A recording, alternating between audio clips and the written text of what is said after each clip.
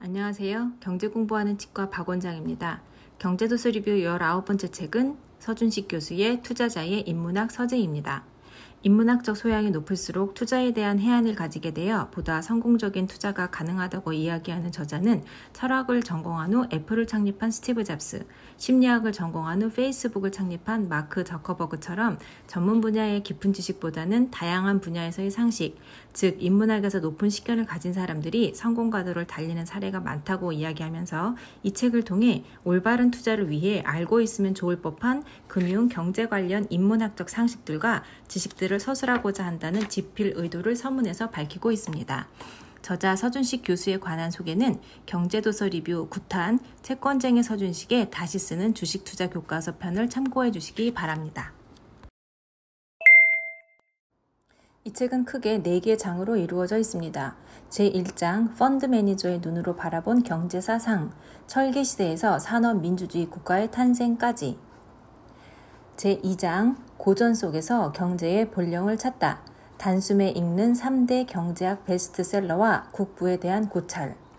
제3장 펀드 매니저의 눈으로 바라본 경제사 하. 대량 생산 시대에 반복되는 자본주의의 위기와 극복. 제4장 가치를 알면 보이는 성공 투자의 길. 제1장 펀드 매니저의 눈으로 바라본 경제사 상. 경제사의 시작점 철기문명. 경제사관의 입장에서는 인류가 의미 있는 경제활동을 시작한 철기시대를 역사의 시작이라고 보아야 할 것입니다. 그리스 천재 철학가들의 경제론, 자급자족 경제론을 주장한 플라톤, 물물교환과 교역을 중시한 아리스토텔레스의 경제론을 비교해서 설명하고 있습니다. 토마스 아퀴나스, 중세시대의 자본주의의 씨앗을 심다. 13세기 철학가이자 수도승이었던 토마스 아퀴나스는 아리스토텔레스의 경제사상에 영향을 받아 이성에 근거한 이윤과 이자에 예외 규정을 두어 중세기간 동안 경제활동에 숨통을 틔워주는 역할을 했다고 합니다. 메디치 가문, 돈이 역사를 만들어갈 수 있다는 사실을 증명하다. 르네상스 시기에 메디치 가문을 위시한 금융업의 발달 과정을 설명합니다. 벤처 투자로 시작된 신대륙 발견과 대항해 시대. 컬럼버스의 신대륙 발견 이후 스페인은 최고의 전성기를 보냈지만 식민지 약탈에만 의존하던 스페인 경제는 네덜란드와 영국 같은 신흥 세력에 밀려 한순간에 쇠락해버립니다. 주식회사 세계 패권의 지도를 바꾸다. 아람브라 칙령으로 스페인을 떠난 유대인들이 네덜란드에 운집하면서 세계 최초의 주식회사인 동인도 회사가 탄생하게 되고 최초의 증권거래소도 설립됩니다. 부르주아 민주주의와 산업화의 서막을 열다. 헨리 8세의 구교회와의 절교는 신흥 부르주아 세력에 힘을 실어준 결과가 됐고 이윤을 추구하는 경제 논리를 가진 부르주아 세력의 확대는 자본주의의 단계가 급상승하는 계기가 됐습니다. 해가 지지 않는 제국과 함께 자본주의 기틀 만든 영국 동인도 회사. 1651년 올리버 크로멜의 항해조례 반포와 이후 영란전쟁으로 인해 네덜란드의 유대인 상인들이 대거 런던의 시티로 몰려들면서 해가 지지 않는 나라의 기틀을 다지는 시작점이 되었다고 합니다. 자본주의의 활용 정점을 찍은 1776년 산업혁명이 날아오르다. 1776년 제임스 와트의 증기기관이 처음으로 생산된 이후 100년간 영국은 증기기관을 이용하여 방적기, 증기선, 증기기관차 등을 개발하며 비약적인 경제 도약을 하게 됩니다. 부르주아가 주도한 미국과 프랑스의 혁명. 미국은 1865년 남북전쟁 이후 급속도로 산업화가 진행되었고 1789년 대혁명 이후 프랑스는 1830년대부터 본격적인 산업화를 시작하게 됩니다. 제2장 고전 속에서 경제의 본령을 찾다. 경제학 가치를 이해하면 보인다. 세상의 모든 재화와 용역은 효용, 가격, 비용이라는 3가지 가치를 지니는데 이를 정확하게 이해하는 것이 중요합니다. 베스트셀러 1, 국부론, 보이지 않는 손은 어떻게 작동되나. 그림 4에 보는 바와 같이 가격이 비용보다 높고 효용보다는 낮은 지점에 위치하는 것이 자연스러운 일이며 이렇게 배열되어 있어야 생산과 소비활동이 발생하여 국부가 발생합니다. 그렇기 때문에 정부가 개입하지 않고 보이지 않는 손에 시장을 맡겨야 한다는 것이 국부론의 핵심 이론입니다. 베스트셀러 2, 자본론, 보이지 않는 손은 고장날 것이다. 자본주의가 발전할수록 생산물의 양은 점점 커지는데 소비의 주체인 노동자들에게 자본가들이 그만큼의 돈을 나눠주지 않을 것이라고 생각한 마르크스는 이러한 논리로 자본주의의 붕괴가 발생할 것이라고 주장했습니다. 보이지 않는 손이 보여주지 않는 영역, 정부의 경제 개입, 정부의 통화정책과 재정정책에 대해 설명합니다. 베스트셀러 3, 일반이론, 잘 고쳤으면 되지, 이 좋은 걸 왜 버려? 일반이론에 서서 케인스는 유효수요의 중요성을 강조합니다.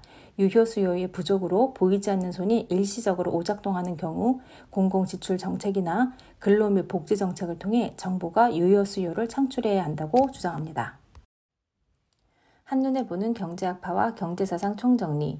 여러 경제학파와 경제사상이 보기 쉽게 표로 정리되어 있습니다. 아담 스미스의 보이지 않는 손을 통하여 자유시장 경제를 주장한 최초의 경제학파인 고전주의 경제학파. 고전주의를 미시 경제학으로 구체화하고 한계 효용 이론과 수요 공급 이론을 발전시킨 신고전주의 경제학파. 초강성 자유시장주의인 오스트리아 학파. 국부론에서 거시경제학을 계승, 마르크스를 거쳐 수정한 케인스 학파. 두 차례에 걸친 오일 쇼크의 영향으로 주류 경제학으로 올라섰으나 2008년 금융위기 이후 다시 밀려난 신자유주의 경제학. 경제는 이성이 아닌 심리가 지배한다는 이론의 행동경제학. 경제지표를 바라보는 눈, 달라야 앞선다. 가장 현실적인 경제지표로 평가받는 GDP가 놓치고 있는 몇 가지 맹점에 대해 설명하면서 GDP는 주요 경제지표이긴 하나 결코 최종 목표지표가 되어서는 안 된다고 합니다. 제3장 펀드 매니저의 눈으로 바라본 경제사 하. 2차 산업혁명이 이끈 벨 에포크와 위대한 개츠비 시대. 프로이센 프랑스 전쟁 직후부터 1차 세계대전 발발 직전까지를 유럽의 벨 에포크 시대라 불렀으며 1차 세계대전 이후 패권을 장악한 미국은 1929년 대공황 전까지 위대한 개츠비의 시대라 불리우는 초호황 시기를 보냅니다. 대공황 드디어 올 곳이 왔다. 1929년 미국 대공황 이후 루즈벨트의 뉴딜 정책과 1차 세계대전 패배 후 히틀러가 시행한 뉴플랜 등의 경제정책에 케인스의 경제이론이 반영되어 있습니다. 케인스주의가 수정한 자본주의, 황금기를 누리다. 1944년 브레튼 우즈 체제 이후 기축통화가 된 달러화가 미국 황금기의 중심에 있음을 설명합니다. 오일 쇼크가 유발한 케인스주의의 충격. 1, 2차 오일 쇼크 이후 발생한 스태그플레이션으로 케인스주의는 충격을 받게 됩니다. 다시 주류가 된 자유시장주의, 줄어가는 중산층. 케인스주의가 막을 내린 후 밀턴 프리드만을 중심으로 한 시카고 학파의 신자유주의 경제학이 주류 경제학으로 자리를 잡게 됩니다. 타산지석, 일본의 잃어버린 30년. 1985년 플라자 합의 이후 일본 경제의 장기 불황에 대한 이야기입니다. 오일 쇼크 이후 대한민국의 주요 경제사. 1, 2차 오일 쇼크, 플라자 합의 등이 한국 경제사에 미친 영향을 살펴보고 IMF 외환위기 이후 수출 주도 국가가 되면서 환율 등락에 민감한 경제구조가 됨을 설명하고 있습니다. 제4장 가치를 알면 보이는 성공 투자의 길. 알아두면 쓸데있는 투자의 기본 상식들.